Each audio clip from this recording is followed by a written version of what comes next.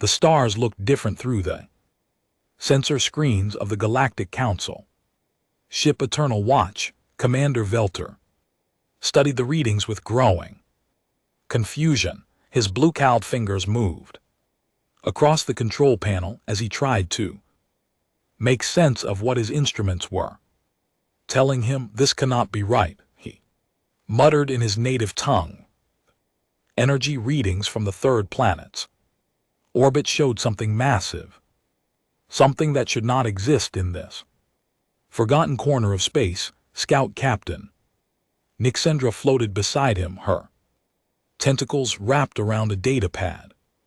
Commander, I have run the scans 5 times. The readings are correct. There is a structure in orbit around the third planet that measures over 15 km in length. Feller's eyes narrowed. He had been exploring unknown systems for the Galactic Council for over 30 years. He knew what primitive worlds looked like. According to their records, this system contained a species called humans who had barely learned to split atoms. They were supposed to be hundreds of years away from building anything that could survive in space. Show me the historical data again, Bethar ordered. The main screen filled with information about the Sol system. The last official survey had been conducted 200 years ago by a council exploration team.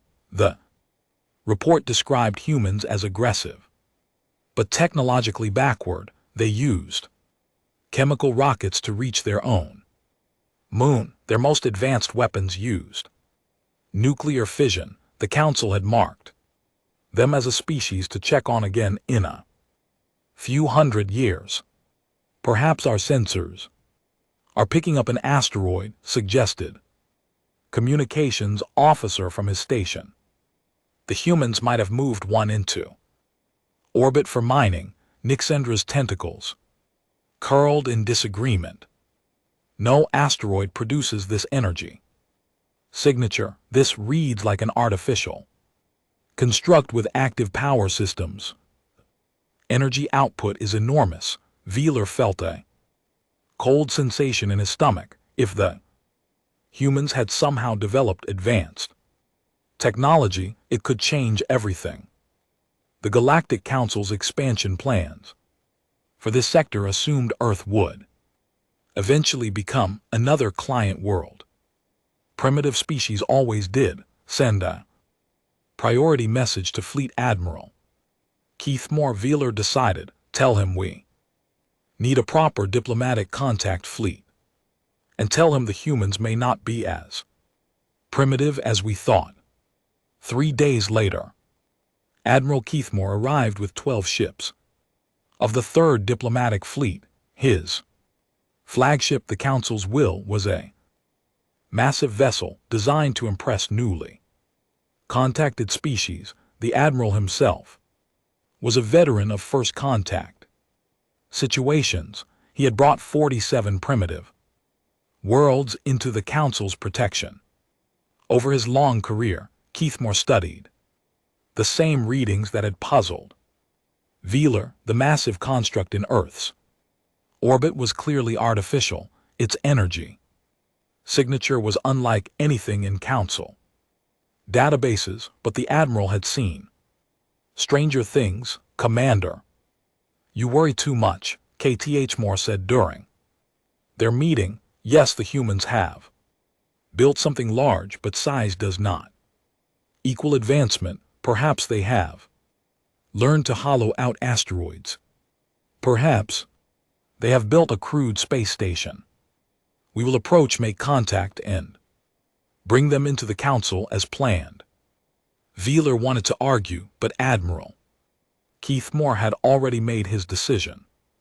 The fleet would approach Earth using standard first contact procedures. They would make peaceful contact, demonstrate Council technology, and invite the humans to join galactic civilization.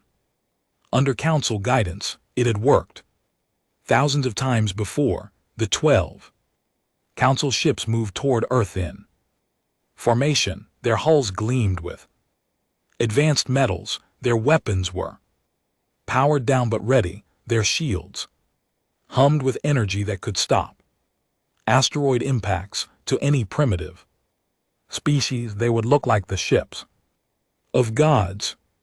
As they approached, the massive construct became clearer on their sensors. It was not a space station. It was a ship, the largest ship any of them had ever seen. Its hull was dark gray metal that seemed to absorb sensor beams. Strange projections and structures covered its surface. Most disturbing of all, it was clearly built for war. Admiral reported sensor specialist Clickar. The construct is definitely a warship. I count hundreds of weapon ports along its hull. The armor plating is at least 3 m thick. This is not a peaceful vessel, Admiral Keithmore frowned. The humans had built a warship larger than anything in the Council fleet, but size did not equal capability. Their own ships had technology refined over thousands of years. Whatever weapons the humans had mounted on their giant ship, they could not compare to Council plasma cannons and quantum torpedoes. Open communication channels, the Admiral ordered. Use standard first contact frequencies. Let us see what these humans have to say for themselves. On board the human warship, Captain DeHyan sat in his command chair, watching the alien fleet approach. The bridge of the UES Titan's Wrath was a study in calm efficiency. His crew moved with practiced precision, monitoring dozens of different systems. 12 ships in standard diplomatic formation, reported Tactical Officer Jin Woo. Their weapons are powered down, but their shields are active. Classic first contact approach. Dayan nodded. Humanity had been preparing for this moment for 50 years. Ever since Earth's deep space monitoring stations had first detected alien communications, the human government had been planning. They knew this day would come. What do our intelligence files tell us about their fleet composition? DeHaan asked. Intelligence Director Hayowen consulted her displays. 1 heavy cruiser, 3 light cruisers, 8 escort frigates, standard galactic Council diplomatic formation based on observed patterns. The heavy cruiser matches the design of vessels we have identified as Zaffiran Empire. Construction, Communications Officer Bram turned from her station. Captain, we are receiving transmissions on multiple frequencies, mathematical sequences, prime numbers, basic scientific constant, standard first contact protocol. Dayan smiled slightly. The aliens were following exactly the procedures humanity had observed them using with other newly contacted species. They expected to find primitive humans who might barely understand their signals. Borem respond using quantum communications. Use perfect galactic standard language. Tell them they have entered Terran defensive space and ask them to state their intentions. Borem's fingers moved across her controls. The message was transmitted instantly across space using quantum entanglement technology. On the alien ship's communication officers suddenly found their equipment receiving signals on frequencies they had not expected primitives to know existed. Admiral Keithmore stared at the message on his screen. It was written in perfect galactic standard, the common language used by all Council species. The humans should not have known this language existed, much less mastered it.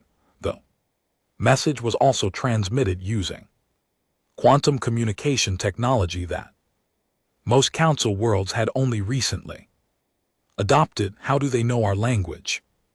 Whispered communications officer. Technar. The admiral had no answer in all his years of first contact. Primitive species had never been able to communicate so clearly and immediately. They usually required weeks of mathematical exchanges before basic concepts could be shared. Send a reply.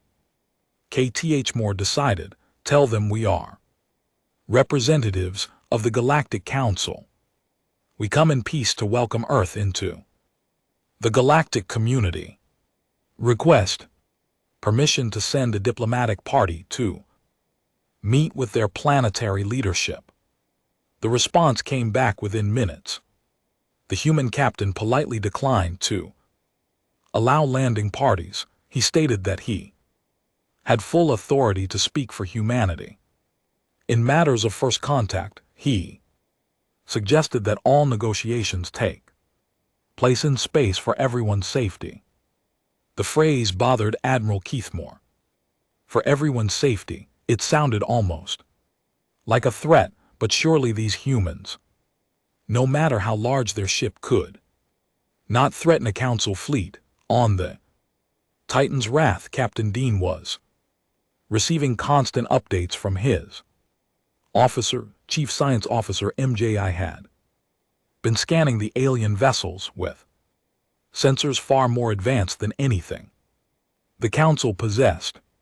Their technology is about what we expected, MJI reported. Fusion reactors for power, plasma weapons, kinetic barriers for defense. Roughly equivalent to our technology from 30 years ago. Engineering Chief Sue Jin nodded from her station. Their ships show signs of modular construction, probably built in orbital shipyards with limited manufacturing capability. Our intelligence estimates were correct. They studied the tactical display showing the alien fleet. Each ship was highlighted with detailed information about its capabilities. The humans had been watching and learning about Council technology for decades. They knew exactly what they were facing. Sir Jin Wu called out, the alien ships are changing formation. They are spreading out and taking positions around us. On the Council flagship, Admiral Keithmore was growing frustrated. The humans were not following standard first contact procedures. They refused to allow diplomatic missions. They showed no signs of awe at Council technology. Most importantly, they showed no signs of submission. Perhaps we need to remind them who they are dealing with, the Admiral said to his senior staff. Power up weapons and shields. Move into intimidation formation. Show them the consequences of refusing Council authority. It was a standard tactic when primitive species proved stubborn. A show of force usually convinced them to be more reasonable. The sight of advanced weapons and shields had brought countless worlds into line. The rescue operation took 6 hours. During that time, Admiral Keithmore watched in growing amazement as the human ship provided assistance that his own vessels could not match. Their sensors could locate individual escape pods from impossible distances. Their medical scans could determine the health of survivors through the pod walls. Most disturbing of all, they seem to know exactly how Council life support systems worked. Admiral reported Chief Medical Officer Zelthar, the humans have transmitted detailed medical data about our rescued crew members. They know our biology. They know our medical needs. This information should have taken years of study to acquire. Keithmore felt another chill. How long had the humans been watching them? How much did they know about Council technology and biology? His tactical mind began considering the implications. If humanity had been observing Council activities for years, they might know about military deployments, technological capabilities, even political situations. On the bridge of the Titan's Wrath, Captain Dahayan was conducting his own analysis. Intelligence Director Haywan had been monitoring all communications from the alien fleet. Their language translation systems had been breaking down Council military codes in real time. Captain Haywan reported, the alien commander is requesting emergency communications with his superiors. He is describing our capabilities as beyond current understanding and recommending immediate defensive preparations. Captain Dahayan nodded. The demonstration had achieved its purpose. The aliens now understood that humanity was not a primitive species to be intimidated, but he needed to establish the terms of future contact. Before fear led to poor decisions, Baram open a direct channel to the alien commander. I want to speak with him personally. Admiral Keith was surprised when his communications officer reported an incoming direct transmission from the human ship. Most species required formal protocols for leader-to-leader communications. The humans seemed to operate with unusual directness. The face that appeared on his screen was clearly human. Captain Dahayan had dark hair and calm eyes that seemed to evaluate everything they saw. He wore simple uniform with minimal decoration, but there was something in his bearing that spoke of absolute confidence and authority. Admiral Keithmore of the Galactic Council 3rd Diplomatic Fleet, D-Hun, said, using perfect pronunciation of the alien's name and titles, I am Captain Day of the United Earth Navy. I believe we need to discuss the situation. The Admiral was struck by several things at once. The human knew his name and rank, though they had never been transmitted. The human's voice carried the calm authority of someone accustomed to command. Most importantly, the human seemed completely unimpressed by Council technology or military power. Captain Dayan Keithmore replied carefully, I must admit that our initial assessment of human capabilities was incorrect. Your vessel and technology are far more advanced than our records indicated. Day smiled slightly.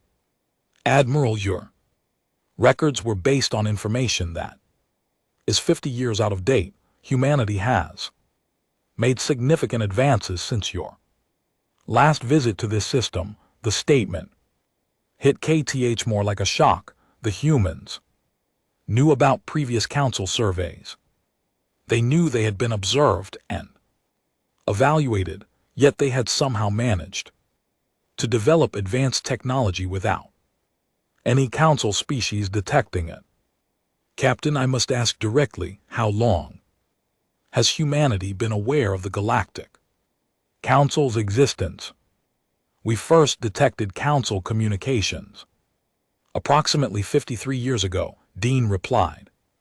Matter-of-factly, since then we have been studying your technology, your languages, and your political structures. We wanted to be prepared when formal contact eventually occurred.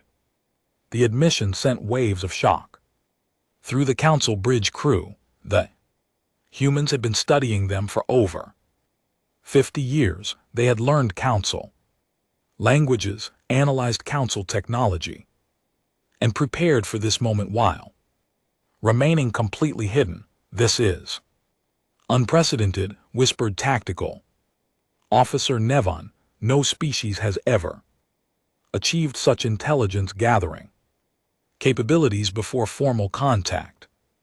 Admiral Keithmore was beginning to understand the scope of what he was facing. The Poe humans had not simply developed advanced weapons. They had developed an entire intelligence network, capable of studying the Council without being detected. They knew Council capabilities while the Council knew almost nothing about them.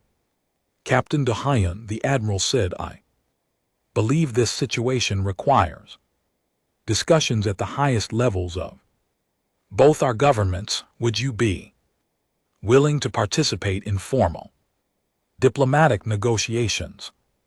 "Of course," Dehan replied. "However, I should clarify something about human government structure. Unlike Council species, humanity does not have a single planetary leadership. We have multiple nation-states with different governments, but in matters of first contact and external defense, I have been granted full authority to speak for all human governments." This was another surprise. Most species the Council encountered had single-world governments.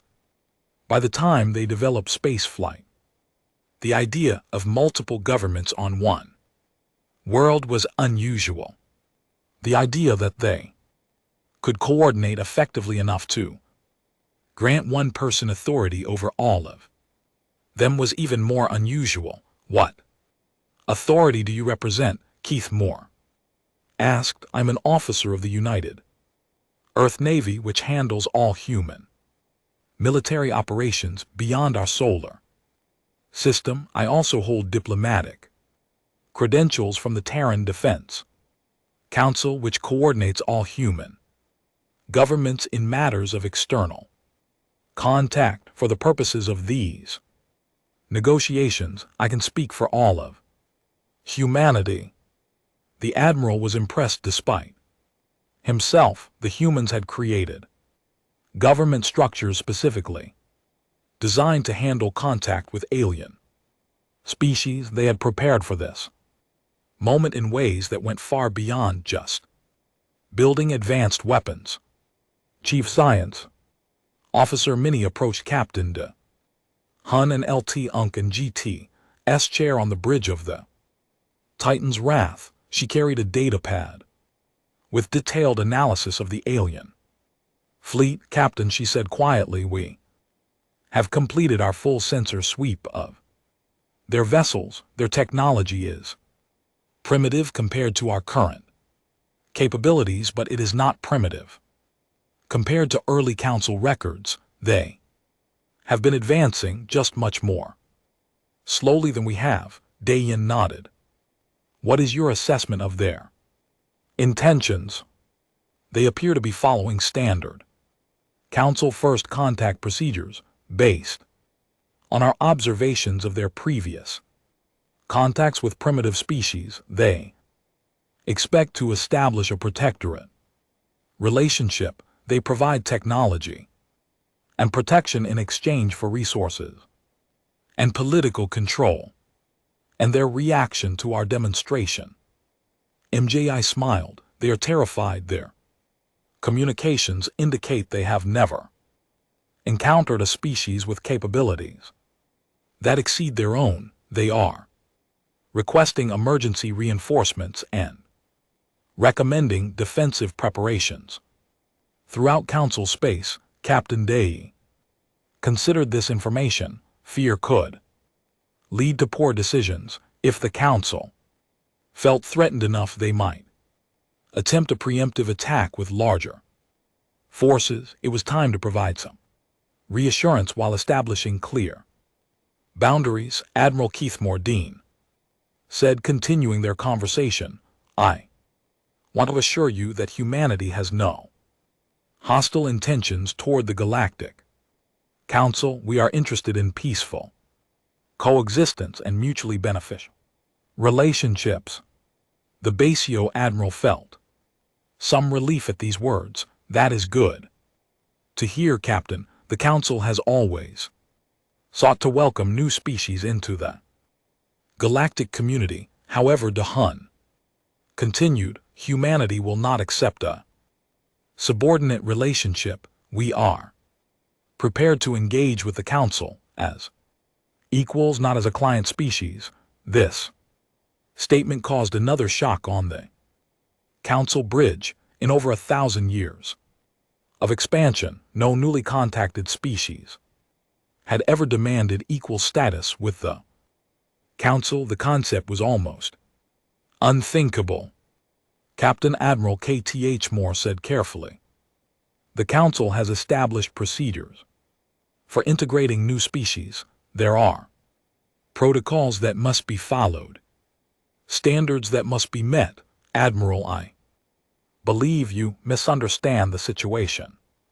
Humanity is not seeking to be integrated into existing Council structures. We are proposing the establishment of new relationships between the Council and an independent human government."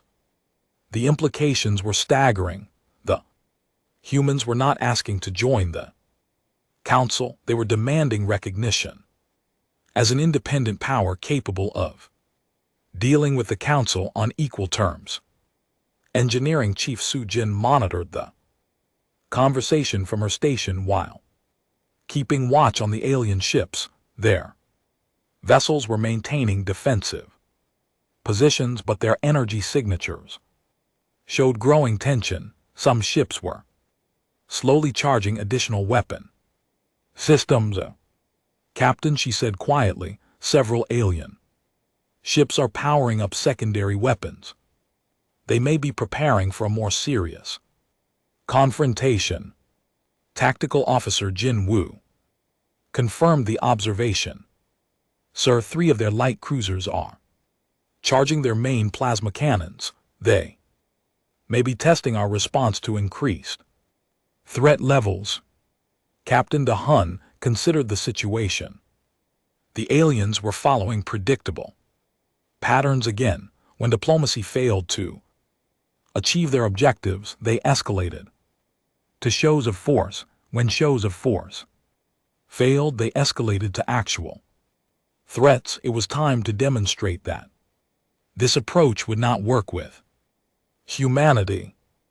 Jin Woo, activate defensive screens around their entire fleet. Minimum power, just enough to interfere with their weapon systems. Make sure they can detect what we are doing. The emergency session of the Galactic Council High Command convened within hours of Admiral Keith Moore's first report. Representatives from 12 major species gathered in the Great Chamber on Nexus Prime, the Council's capital world. The Chamber had seen many crisis meetings over the centuries, but none quite like this. High Counselor Zark, a tall figure from the ancient ethereal race, called the session to order. His pale blue skin seemed to glow in the chamber's soft lighting as he reviewed the initial reports from the 3rd Diplomatic Fleet. "Members of the High Council," Zark began, "we face an unprecedented situation. A species we classified as primitive has demonstrated military capabilities that exceed our own. Admiral Keith Moore's reports describe weapons and technology that our science divisions cannot explain. Military advisor Korvik, a heavily built warrior from the Krogan territories, slammed his fist on the table. "This is impossible. No species develop such capabilities without being observed. Our monitoring networks cover this entire sector of space." "Apparently not as well as we thought," replied Science Counselor Ethera, her insect-like features showing concern.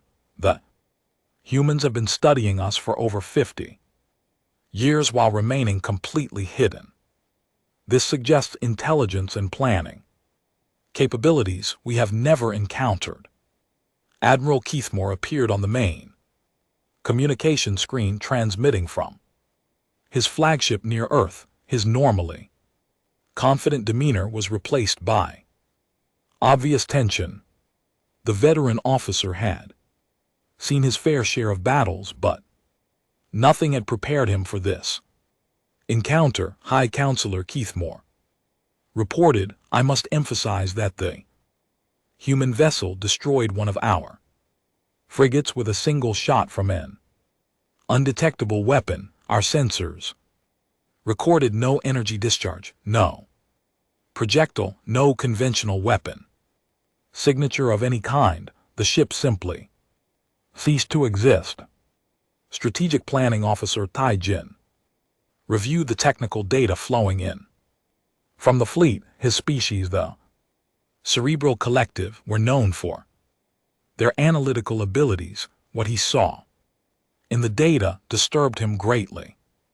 The humans appear to possess technology based on quantum manipulation. Tai Jin reported their weapons operate outside conventional physics as we understand them.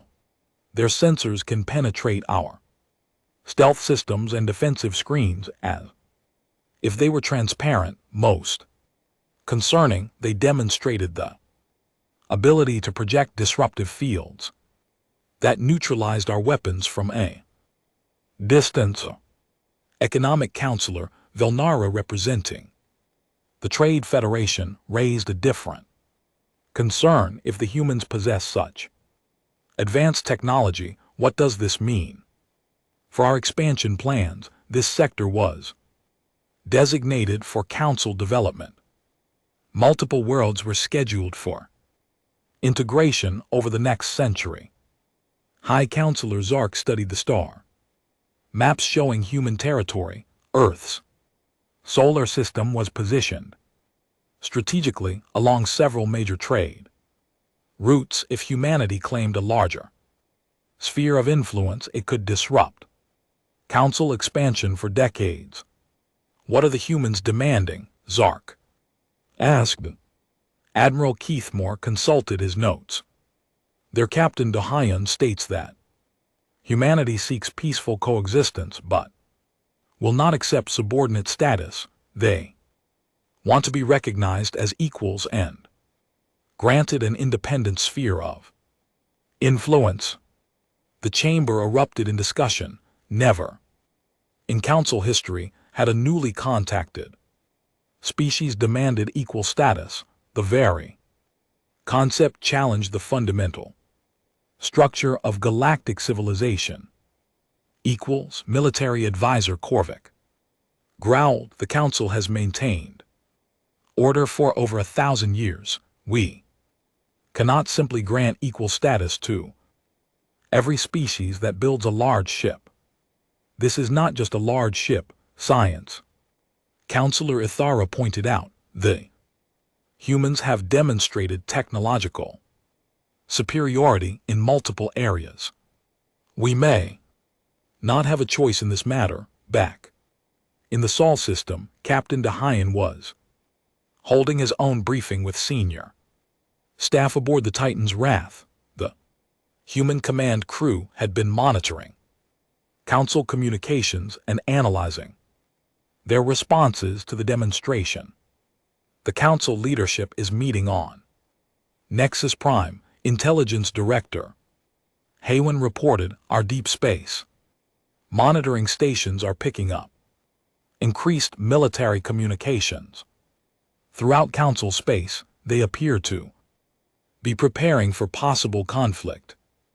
Chief Science Officer MJI reviewed her latest analysis of the Council fleet. Captain, I have been studying their vessel configurations.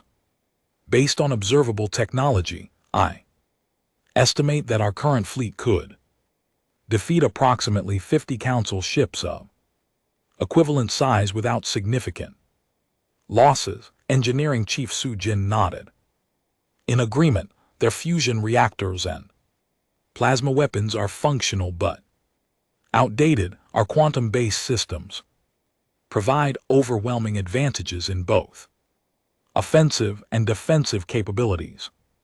Captain Dayan listened to these assessments while watching the Council ships maintain their defensive positions around his vessel. He understood their fear. Humanity had spent 50 years developing technology specifically designed to counter Council capabilities.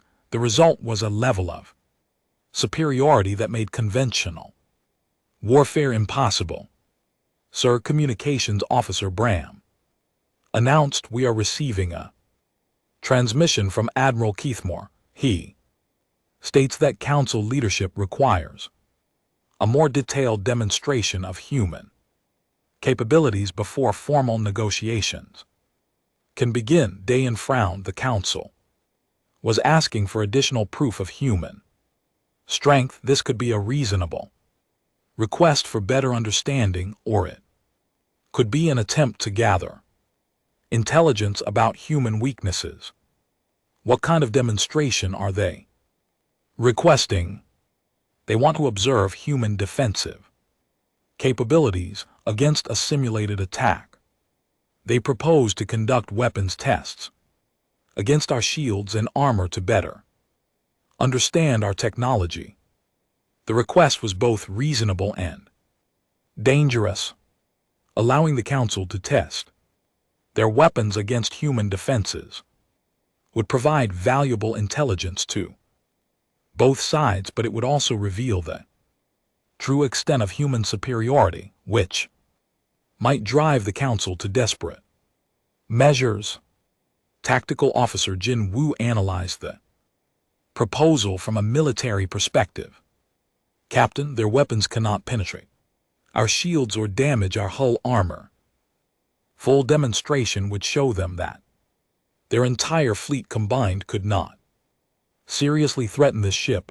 That might cause panic. Intelligence Director Hayowen warned if they realize their military forces are completely ineffective against human technology, they might attempt to call in reinforcements from across Council space. Captain Dahayan considered the options. Complete demonstration would end any possibility of Council aggression, but it might also drive them to unite all their forces for a desperate attack. Limited demonstration might leave them with false hope and lead to future conflicts. Approved, he decided. We will allow them to conduct weapons tests against our defensive systems, but we will also provide them with detailed analysis of what they observe. I want them to understand exactly what they are seeing. Admiral Keithmore was surprised when the human captain agreed to the weapons testing. Most species would have refused such a request, viewing it as potential intelligence gathering. The human willingness to demonstrate their capabilities suggested either supreme confidence or elaborate deception. Captain Dean, the Admiral said during their communication, we appreciate your willingness to participate in this demonstration. It will help our leadership better understand the situation.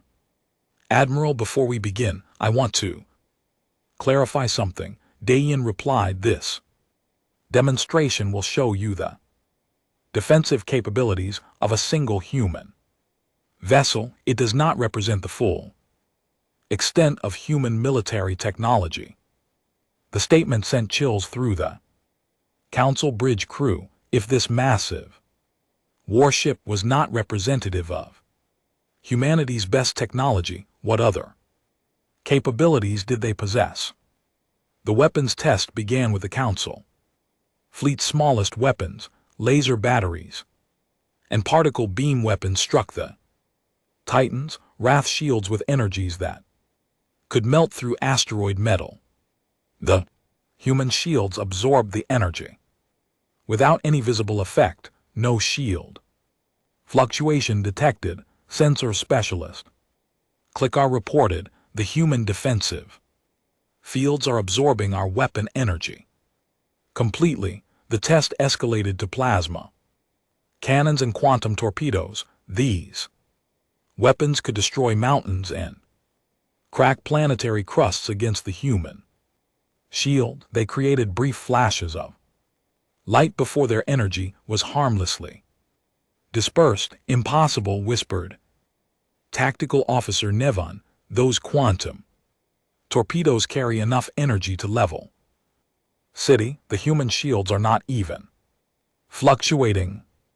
Admiral Keith Moore ordered the use of their most powerful weapons, the main plasma cannon of his flagship charged to full power. This weapon could punch through the shields of any Council vessel and destroy it with a single shot. The massive energy beam struck the Titan's wrath with the force of a small star. For a moment the space around the human ship glowed with released energy. Then the light faded, revealing the human vessel completely undamaged. Shield integrity at 99.7%. Chief Science Officer Minnie reported to Captain DeHayen, the Council's most powerful weapon reduced our shields by less than 1%. On the Council ships the silence was deafening. Their most advanced weapons developed over centuries of warfare had failed to cause meaningful damage to human defenses. The technological gap was not just significant, it was overwhelming. Admiral Communications Officer Thenar said quietly, "The humans are transmitting detailed analysis of our weapons testing. They are the great chamber on Nexus Prime had never seen such chaos." Representatives from dozens of Council species argued loudly as reports continued flowing in from the Sol system. The humans had not just demonstrated superior technology, they had revealed capabilities that challenged everything the Council thought they knew about galactic civilization. High Counselor Zark called for order repeatedly, but the chamber remained in uproar. Fear was driving rational beings to make irrational statements. Some demanded immediate mobilization of all Council fleets. Others suggested complete withdrawal from human space. Few extremist voices even proposed desperate measures that Zark refused to consider. Silence, the High Counselor's voice boomed through the chamber's amplification systems. Slowly the arguing subsided. We will address this crisis with reason and careful planning, not panic. Military Advisor Korvik stood to address the assembly. His massive frame dominated the speaker's platform as he displayed tactical analyses on the chamber's main screens. Fellow Counselors, we must face reality. Humans possess technology that makes our military forces obsolete. A single human vessel defeated our weapons testing.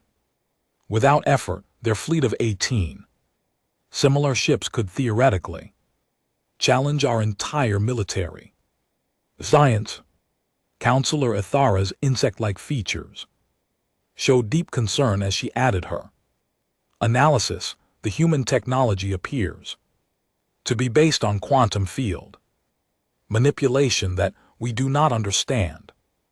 Our science divisions estimate it would take us 50 to 100 years to develop similar capabilities, assuming we could duplicate their research. Economic Counselor Nara presented data about the broader implications. The humans control strategic positions along 3 major trade routes. If they expand their sphere of influence, as Captain DeHun suggested, they could disrupt commerce throughout this sector of space.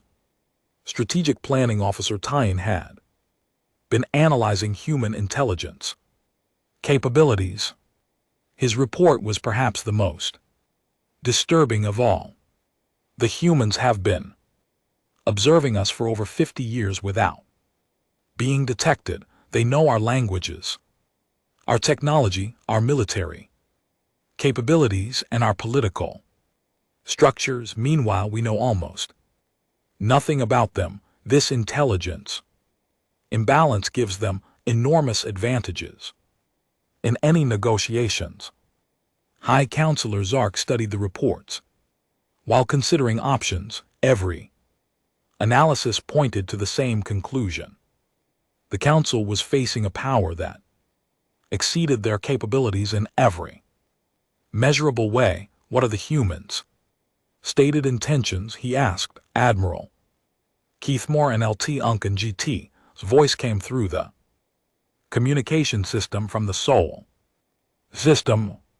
High Counselor Captain Dayan has been consistent in stating that humanity seeks peaceful coexistence, but he also made it clear that they will not accept subordinate status and will defend themselves against any aggression. Have they made any territorial demands? Not specific demands, but they have indicated they expect recognition of an expanded human sphere of influence. They have not defined the exact boundaries of this sphere. The implications were staggering. The humans could potentially claim dozens of star systems that the Council had planned to integrate. Worse, the Council had no way to prevent such claims if humanity decided to enforce them. In the Sol system, Captain Dayan was receiving updates from across human space. The first contact protocols had been activated throughout the Terran defense network. Every human colony, research station, and military base was now on alert and ready to respond to potential threats. Captain Intelligence Director Haywen reported, "Our monitoring stations are detecting massive increases in Council military communications. They appear to be mobilizing additional fleets from across their territory." Communications Officer Bram confirmed the intelligence reports. "Sir, we are intercepting communications from over 40 Council worlds. They are discussing military options ranging from diplomatic pressure to full-scale warfare." Chief Science Officer MJI analyzed the military movements based on communication patterns. The Council is considering deploying their second and fourth battle fleets to this sector, combined with the third diplomatic fleet already here. That would represent approximately 60 ships. Captain Dayan considered these developments. The Council's fear was driving them toward military solutions that could only end in disaster for both sides. It was time to provide additional information that might encourage more reasonable approaches. Barham opened a channel to Admiral Keithmore. "I think it's time to share some additional facts about human defensive capabilities." Admiral Keithmore was surprised to receive another direct communication from the human captain. The Council leadership had been debating response strategies for hours without reaching any conclusions. Perhaps the humans had decided to make additional demands. Admiral Captain Dayan said, "Our monitoring stations indicate that the Council is considering military mobilization in response to our demonstration. I wanted to provide some additional information that might influence those discussions." Admiral felt a chill at the casual mention of monitoring stations. The humans were intercepting Council communications across multiple star systems. Their intelligence network was even more extensive than anyone had realized. "What information do you wish to share, Captain?" "The Sol system contains more than just the Titans," Rath Dean explained. "We maintain a comprehensive defensive network throughout human space. I thought your leadership might want to understand what they would face if they chose military action." The transmission included detailed sensor data showing human defensive installations throughout the solar system, orbital weapons platforms, Around Earth, Mars, and the asteroid belt, hidden bases on dozens of moons, and planetoids, most shocking of all, massive defensive structures built inside asteroids that had been completely invisible to Council sensors. Admiral Sensors Specialist Klickar said, in a shaking voice, the humans have built weapons platforms throughout their entire star system. I count over 300 major installations plus countless smaller defensive positions. The scope of human preparations was overwhelming. They had not simply built one advanced warship. They had militarized their entire solar system with technology the Council could not detect or counter. Captain de Hyun, Admiral Keithmore said carefully, this represents a massive military buildup. How long have these installations been in place? Construction began 47 years ago, Dayan replied. We wanted to be properly prepared when formal contact with the Council eventually occurred. The timeline was devastating to Council assumptions. The humans had been building advanced military installations for nearly 50 years, all while remaining completely hidden from Council observation.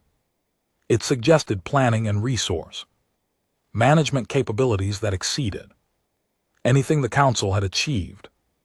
On Nexus Prime, the new intelligence caused fresh panic among Council leadership. High Counselor Zardik called for emergency sessions as military advisors tried to assess the scope of human defensive capabilities. The humans have essentially turned their entire star system into a fortress.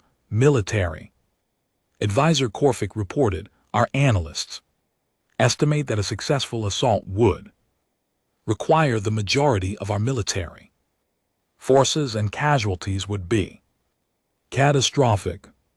Science Counselor Ithara was studying the technical specifications of human installations. Many of these defensive platforms use the same quantum technology we observe on their warship. They appear to be capable of projecting defensive fields and offensive weapons across interplanetary distances. The implications were clear. Any military attack on human space would face not just their fleet of advanced warships, but hundreds of defensive installations using technology the Council could not counter. Strategic Planning Officer Tai Jin presented his analysis of human expansion capabilities. If the humans can build such installations in their home system, they can presumably build similar defenses around any worlds they choose to claim. This makes territorial expansion by the Council impossible in any region that humans decide to control. Economic Counselor Velnar raised concerns about long-term implications. If humanity continues advancing at their current rate, they could achieve technological superiority over the Council in every field within a few decades. We may be witnessing the emergence of a new dominant power in galactic civilization. Back in the Sol system, Captain de Hyun was monitoring Council reactions to his revelations. The aliens were clearly struggling to understand how humanity had achieved such capabilities without being detected. Sir Engineering Chief Sujin reported, the Council ships are conducting detailed scans of our solar system. They are trying to map our defensive installations. Let them scan. Dehan replied, they might as well understand what they are dealing with. The scanning operation took several hours. When it was complete, the Council officers had identified over 800 human installations throughout the solar system. The defensive network was far more extensive than anyone had imagined. Captain Tactical Officer Jin Woo said.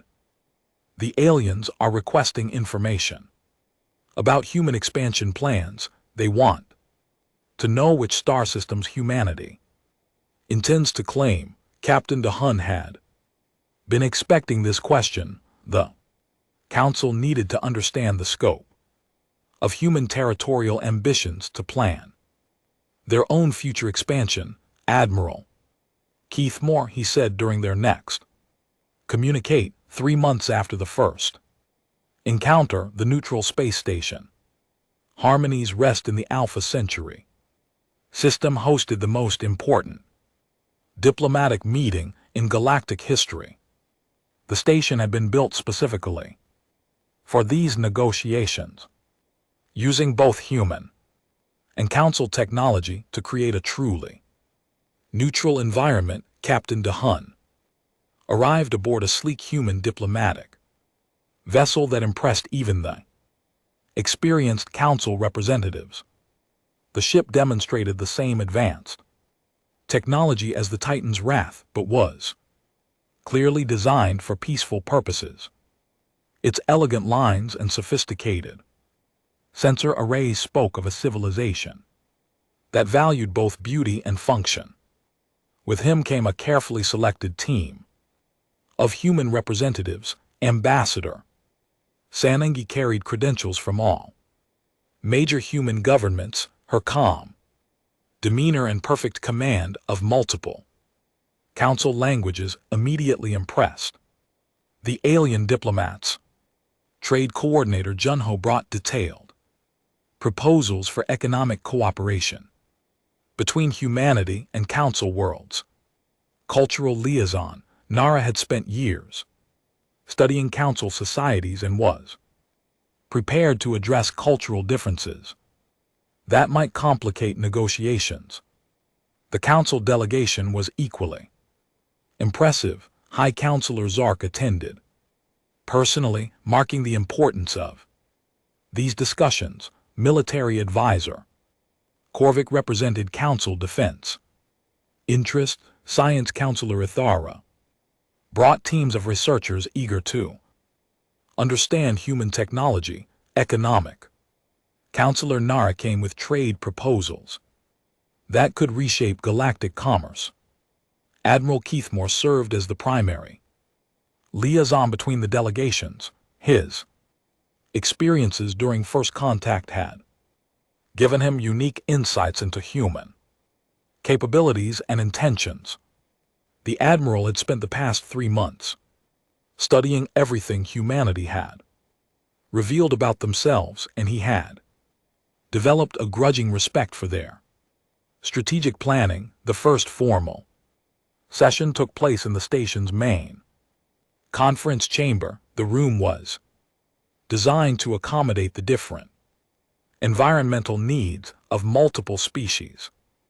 Atmospheric controls maintained comfortable conditions for both humans and the various Council races. Welcome to this historic gathering. High Counselor Zark began. We are here to establish the framework for peaceful coexistence between humanity and the Galactic Council. Ambassador Sanangi responded with equal formality. Humanity is honored to participate in these discussions.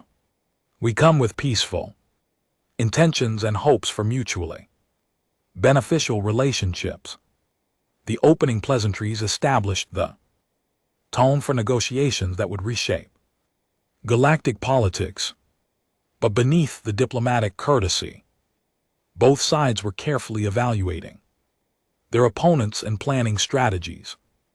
Captain De Hun observed the proceedings while staying alert for potential problems. Intelligence Director Haywan had briefed him on each Council representative, their political positions, and their likely negotiating strategies. The humans were as prepared for diplomacy as they had been for military contact. Perhaps we should begin with territorial questions. High Counselor Zark suggested. The Council needs to Understand the scope of human expansion. Plans. Ambassador Sangai activated holographic display showing human territorial claims. The map revealed an impressive sphere of influence that included dozens of star systems along major trade routes. Humanity currently controls these 15 systems, she explained. We have established permanent colonies on 23 worlds and research facilities in 41 additional systems. We are prepared to recognize Council authority in all other regions of space. The offer was more generous than the Council had expected. Human territorial claims, while extensive, left the majority of Council space under existing authority. It suggested that humanity was indeed interested in coexistence rather than conquest. Trade Coordinator Junho presented economic proposals that caught the Council delegation's attention. Humanity is prepared to offer limited technology sharing in exchange for access to Council trade networks. We believe both civilizations could benefit from expanded commerce. The mention of technology sharing caused excitement among the Council representatives. Access to human quantum technology could advance Council science by decades, but they also understood that humanity would carefully control what technologies they shared. Science Counselor Ithara leaned forward with interest. What technologies would humanity be willing to share? Selected applications of quantum field theory. Junho replied, improved energy generation methods, advanced material science, medical technologies that could benefit Council species. The offer was substantial but clearly limited. The humans were willing to share benefit technologies while keeping their most advanced military applications secret. It was exactly what the Council would have done in the same situation. Military Advisor Korvik raised security concerns. The Council requires assurance that human expansion will not threaten existing Council territories or client species. Captain Dayan addressed this concern directly. Humanity has no interest in conquering Council worlds or disrupting existing political relationships. We seek recognition of our territorial claims and peaceful coexistence.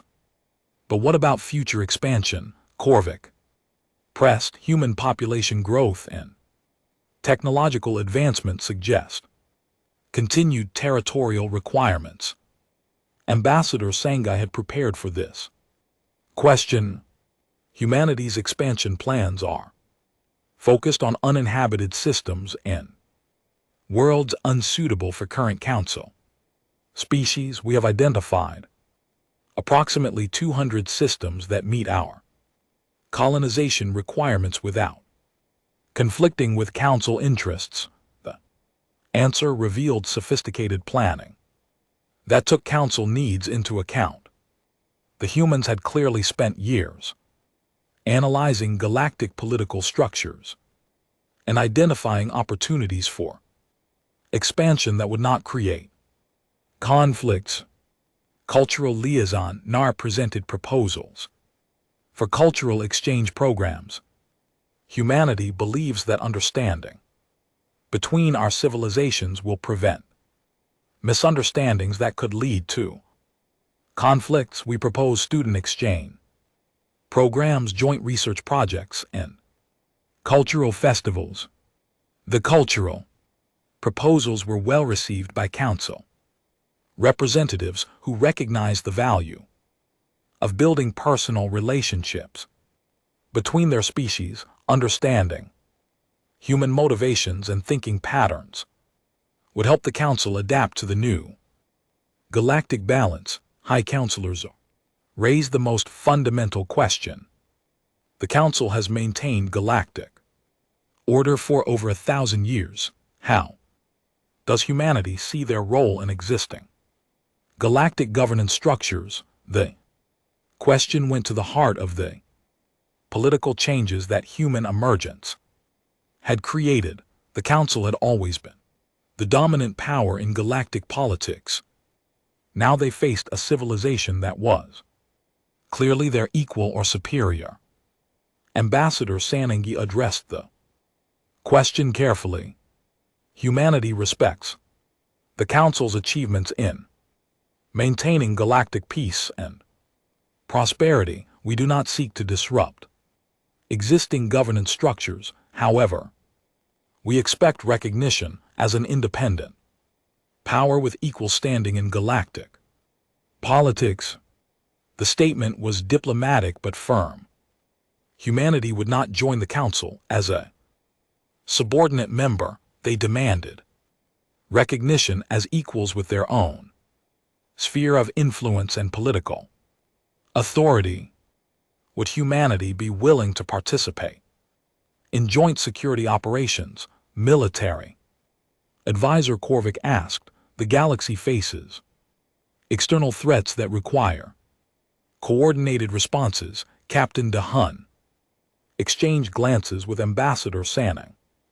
High before responding, humanity is prepared to participate in mutual defense agreements against external threats. We believe cooperation between our military forces could benefit both civilizations. The offer of military cooperation was significant. It suggested that humanity saw the Council as potential allies rather than competitors, but it also implied that humanity expected equal partnership in any joint operations. Science Counselor Ithera raised technical questions about human technology. The quantum field applications we have observed appear to operate outside conventional physics. Would humanity be willing to share theoretical frameworks? Selected theoretical knowledge could be included in technology sharing agreements. Junho replied. However, some applications must remain restricted for security reasons. The answer was honest and expected. No civilization would share their most advanced military technologies with potential competitors. The fact that humanity was willing to share any theoretical knowledge was more generous than most species would be. Economic Counselor Nara presented trade proposals that could benefit both civilizations. The Council controls extensive trade networks that could provide markets for human goods. In exchange, human controlled systems could provide access to resources and strategic positions. The trade discussions revealed the practical benefits of cooperation. Human territory included strategic locations that could improve Council trade efficiency. Council markets could absorb human products and provide access to exotic materials from across the galaxy. As negotiations continued over several days, patterns emerged that defined the new relationship. Humanity would be recognized as an equal power with extensive territorial rights. The Council would maintain authority over existing territories while gaining access to human technology and strategic cooperation. The breakthrough came when Captain DeHun made an unexpected revelation. Admiral Keithmore asked earlier about the scope of human military capabilities. I mentioned that the Titan's Wrath is scheduled for decommissioning